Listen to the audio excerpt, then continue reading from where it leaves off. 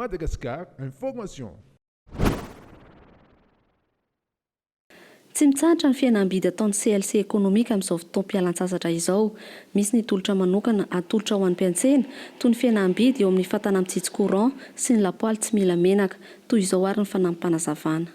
Izay atao amin'ny CLC économique izany izay manana le fatana amin'ny jijy courant sy lapoaly tsy mila menaka dia manao promotion amin'izao fidiran'ny mpianatra izao zany zay dia manome fahafapo ny mpiditra atao amin'izay rehetra miditra atao amin'ny grande braderie.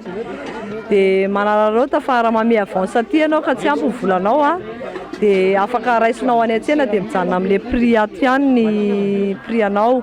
Dia ny tsenanay ao Ambato mitsangana pita amin'ny Fotorama dia sady mivoa izao afaka mividy any ianao fa ny avantage ny makaty amin'ny braderie zany dia mijanona dia promotion zao le prix amin'izao.